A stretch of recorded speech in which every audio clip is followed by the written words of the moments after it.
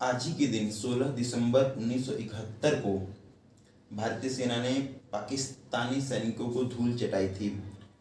हम अपने भारतीय सैनिकों के शौर्य और समर्पण को याद रखने के लिए आज के दिवस को विजय दिवस के रूप में मनाते हैं।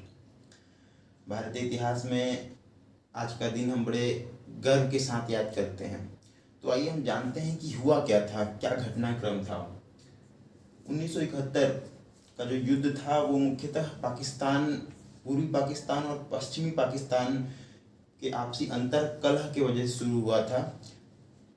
जो पाकिस्तान वर्तमान में जो पाकिस्तान है, वहाँ के लोग जो वर्तमान में अभी बांग्लादेश है, यहाँ के लोगों के ऊपर बहुत अत्याचार कर रहे थे। वहाँ के शेख मुजीबुर रहमान, जो कि वहाँ एक चुने हुए प्रधानमंत्री थे, उन्हें शपथ ग्रहण करने नहीं दिया गया। ऐसे में बांग्लादेश की जनता आक्रोशित हो गई और वहाँ उन्होंने आंदोलन कर दिया। और पाकिस्तान के सैनिकों ने उस समय क्या किया, बांग्लादेश के लोगों पर अत्याचार करना चालू किए। वहाँ करीब 4 लाख महिलाओं के साथ बलात्कार और लाखों, करीब 5 से 6 लाख लोगों को जान से मार दिया गया।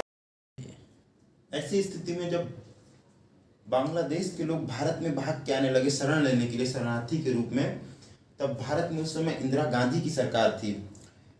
और इंदिरा गांधी सरकार के ऊपर कहीं न कहीं ये नैतिक दबाव बना कि बांग्लादेश में जो कुछ हो रहा है उसमें हमें हस्तक्षेप करना चाहिए, वहाँ की मासूम जनता को बचाना चाहिए। ऐसे में उस समय भारत के थल सेना के अध्यक्ष थे मानेकशॉ, जिनके ऊपर अभी हाल ही में एक मूवी बनी है सैम बहादुर, जिनमें हमारे अभिनेता विक्की कौशल जी ने बहुत अच्छा अभिनय किया हुआ है। तो उस समय हमारे थल सेना अध्यक्ष को कहा कि आप इस मामले में हस्तक्षेप करिए, और हमारे सैम मानेकशॉ ने क्या मना कर दिया। उन्होंने कहा कि अप्रैल का समय चल रहा है, ये युद्ध के लिहाज से ये समय उचित नहीं है, बरसात का समय है। उन्होंने ऐसा कहते हुए उस बात को टाल दिया।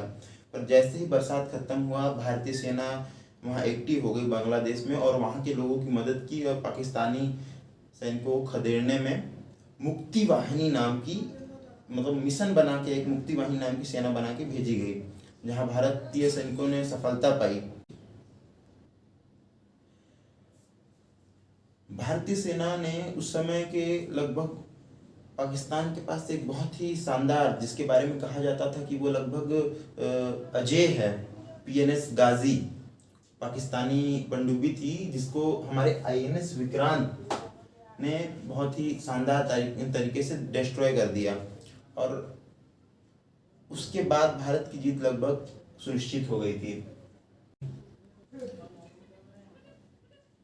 इस तरह हमने अपने भारतीय सैनिकों के अदम्य साहस और शौर्य के बदौलत 16 दिसंबर सन 1971 को भारत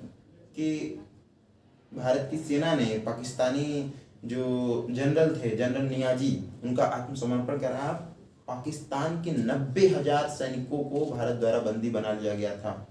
वैसी स्थिति में इंदिरा गांधी सरकार ने मानवता दिखाते हुए पाकिस्तान को 90,000 युद्धबंदियों को वापस लौटाने का निर्णय लिया, और हमारी शानदार जीत हुई और पाकिस्तान को हमने नाको चने चबवा दिए।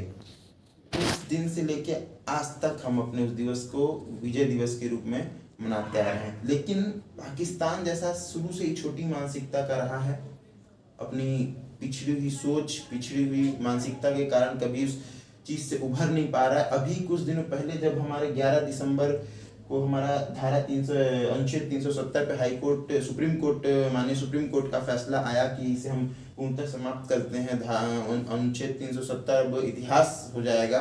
तो ऐसे में पाकिस्तान के एक पूर्व बहुत बड़े नेता हैं, उन्होंने कहा कि ये असंवैधानिक है और भारत को ऐसा नहीं करना चाहिए। हम UN में इस बात को उठाएंगे, UN को स्वयं भी हस्तक्षेप करना चाहिए।